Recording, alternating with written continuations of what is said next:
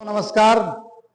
आइए आज हम इस वीडियो के माध्यम से मकर रेखा दुनिया के किस किस देश से होकर गुजरती है उसे हम समझने की कोशिश करेंगे।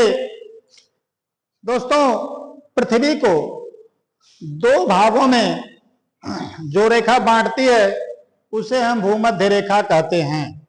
भूमध्य रेखा के ठीक ऊपर 23.5 डिग्री उत्तरी अक्षांश पर जो रेखा गुजरती है उसे हम कर्क रेखा कहते हैं, और भूमध्य रेखा के ठीक नीचे 23.5 डिग्री दक्षिणी अक्षांश पर जो रेखा गुजरती है उसे मकर रेखा कहते हैं। मकर रेखा और कर्क रेखा की विशेषता यह है कि सूरज की किरणें इन्हीं दो रेखाओं के बीच में लंबवत पड़ती हैं। लंबवत पड़ने का मतलब यह है कि दोपहर में सूरज की किरणें जब सीधी पड़ती हैं तो परछाई लगभग नहीं के बराबर हो जाती है, और सूरज इन्हीं दो रेखाओं के बीच में वर्ष भर नीचे से ऊपर, ऊपर से नीचे आता जाता रहता है। सूरज, दोस्तों, सूरज स्थिर रहता है, सूरज नहीं घूमता है, लेकिन हम कहते ऐसे ही हैं अपनी समझने के लिए। तो दोस्तों, आइए देखते हैं गीत के माध्यम से। बिना नौकरी आगे कदम बढ़ाने वाली कोई नहीं, बिना नौकरी आगे कदम बढ़ाने वाली कोई नहीं, मकर संक्रांति पर खिचड़ी खाने वाली कोई नहीं, बिना नौकरी आगे कदम बढ़ाने वाली कोई नहीं। अर्जेंटीना की हसीना चिली पराग्वे का दिल, अर्जेंटीना की हसीना चिली पराग्वे का दिल, दक्षिण अफ्रीका मोजाम्बिक बोत्सवाना और ब्राजील, मेडागास्कर नामीबिया से आने वाली कोई नहीं, बिना नौकरी आगे कदम बढ़ाने वाली कोई नहीं, मकर संक्रांति पर खिचड़ी खाने वाली कोई नहीं, बिना नौकरी आगे कदम। और दक्षिण अमेरिकी फुटबॉल, जो दक्षिण अमेरिका है यहाँ का फुटबॉल प्रसिद्ध है। अर्जेंटीना और जो ब्राजील है यहाँ के फुटबॉल बहुत प्रसिद्ध हैं। फुटबॉल का जो खेल है यहाँ के लोगों का एक तरह से प्रमुख खेल है।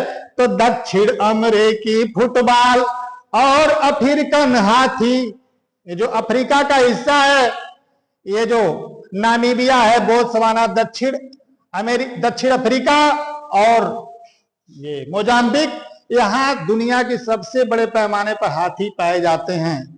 तो दक्षिण अमेरिकी फुटबॉल और अफ्रीकन हाथी, घूम रहा हूं तन्हा तन्हा कोई नहीं है साथी।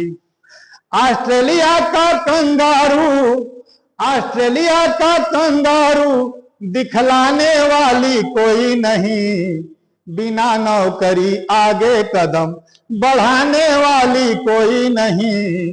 दोस्तों, ऑस्ट्रेलिया में एक कंगारू नामक जानवर सियार की तरह होता है, जिसमें मादा कंगारू के पेट में थैली होती है और वो अपने बच्चों को लेकर के उसमें अपना चलती है।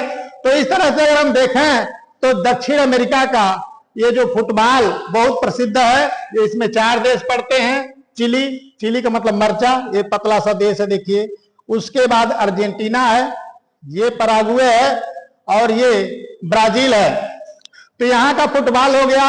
और दक्षिण अफ्रीका, नामीबिया, बोत्सवाना और मोजाम्बिक, यहाँ दुनिया के सबसे बड़े पैमाने पर हाथी पाए जाते हैं।